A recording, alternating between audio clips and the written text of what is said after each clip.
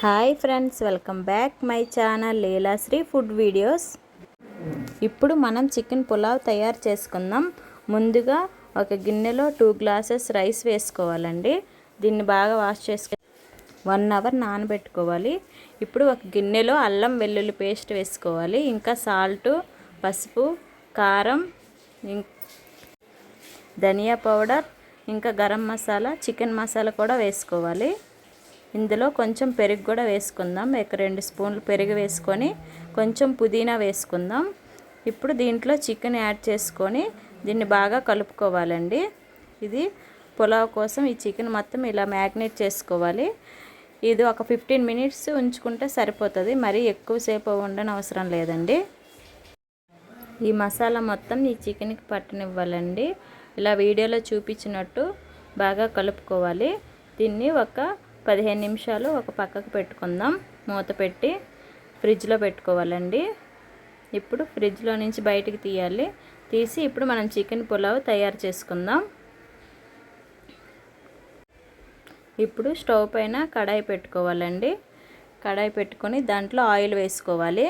Oil వేసుకున్న తర్వాత ఇది వేడవ్వనివ్వాలండి. ఇప్పుడు దీనికి ముందుగా మనం ఆనియన్స్ కూడా కట్ చేసి పెట్టుకోవాలి. ఇప్పుడు దీంట్లో మనం ఆనియన్స్ వేసుకోవాలండి. హోల్ స్పైస్ గరం మసాలా ఇంకా ఆనియన్స్ కూడా వేసుకోవాలి. దీన్ని కూడా ఫ్రై అవ్వనివ్వాలండి.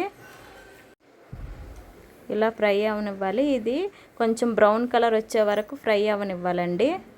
ఇట్లా బ్రౌన్ కలర్ వచ్చిన తర్వాత దీనిలో పుదీనా ఇంకా పచ్చిమిర్చి కూడా యాడ్ చేసుకొని దీన్ని కూడా మంచిగా ఫ్రై అవ్వనివ్వాలి. ఇప్పుడు కొంచెం అల్లం వెల్లుల్లి పేస్ట్ కూడా వేసుకొని దీన్ని కూడా ఫ్రై అవ్వనివ్వాలండి. కొంచెమే వేసాను, నేను ఆల్రెడీ చికెన్లో కూడా వేసా కదా. ఇప్పుడు ఈ చికెన్ ముందుగా మ్యాగ్నేట్ చేసుకున్న చికెన్ కూడా ఈ కడాయిలో వేసుకొని బాగా కలుపుకోవాలి. వీడియోలో చూపించినట్టు కలుపుకోవాలి. దీనిపైన ఒకసారి మూత పెట్టుకుందాం. ఇప్పుడు మూత తీసి చూద్దామండి. చికెన్ బాగా ఫ్రై అయ్యింది. ఇప్పుడు దీంట్లోనూ కొంచెం వాటర్ వస్తుందండి. ఈ వాటర్తోనే చికెన్ కొంచెం కుక్ అవుతుందండి. ఇలాగే కలుపుకోవాలి. మరి కొద్దిసేపు కూడా ఫ్రై అవ్వనిద్దాం. ఇంకొక 5 నిమిషాలు ఫ్రై అయిన తర్వాత మూత పెట్టుకోవాలండి. మూత పెట్టుకొని మళ్ళీ ఇప్పుడు మూత తీసి చూస్తే చికెన్ బాగా ఫ్రై అయ్యింది. బాగా ఫ్రై చేసుకోవాలండి. నీసు వాసన లేకుండా బాగా ఫ్రై చేసుకోవాలి.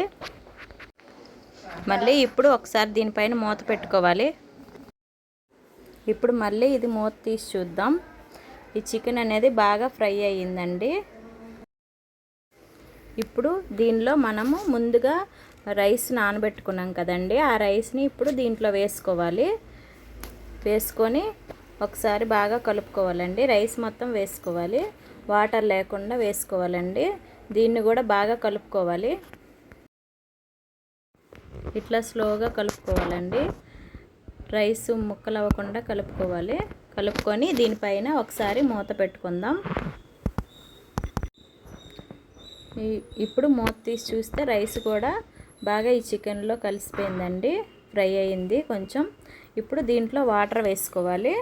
మనం 2 గ్లాసెస్ రైస్ తీసుకున్నాం కదా, 3 గ్లాసెస్ వాటర్ వేసుకోవాలి. బాస్మతి రైస్కి ఎప్పుడైనా 1.5 గ్లాస్ వాటర్ వేసుకోవాలి. ఇంకా ఈ రైస్లోకి సరిపడా సాల్ట్ కూడా వేసుకోవాలి. వేసుకొని ఇట్లా ఒకసారి కలుపుకొని కొంచెం కొత్తిమీర కూడా వేసుకుందాం. వేసుకొని దీనిపైన మూత పెట్టుకోవాలి. ఇప్పుడు మూత తీసి చూస్తే ఇట్లా బాయిల్ అవుతుందండి రైసు. పులావు ఇట్లా ఉడికినప్పుడు దీన్ని ఒకసారి కలుపుకోవాలండి. కలుపుకొని ఇప్పుడు మనం సిమ్లో పెట్టుకోవాలి. సిమ్లో పెట్టుకొని మళ్ళీ ఒకసారి మూత పెట్టుకుందాం. ఒక 10 మినిట్స్లో ఈ సిమ్లో పెట్టుకుంటే మనకి పులావ్ రెడీ అయిపోతుందండి. చూడండి, పులావ్ రెడీ అయిపోయింది. ఇట్లా పొడి పొడిగా వస్తుందండి పులావ్. ఇంట్లో ఇట్లా పొడి పొడిగా వస్తుంది. మీరు కూడా ఇంట్లో ట్రై చేసి మీకు ఎలా వచ్చిందో కామెంట్ చేయండి. ఇప్పటి వరకు మన ఛానల్ సబ్స్క్రైబ్ చేసుకోకపోతే సబ్స్క్రైబ్ చేసుకోండి. ఇంకా లైక్ చేయండి, ఇంకా షేర్ చేయండి.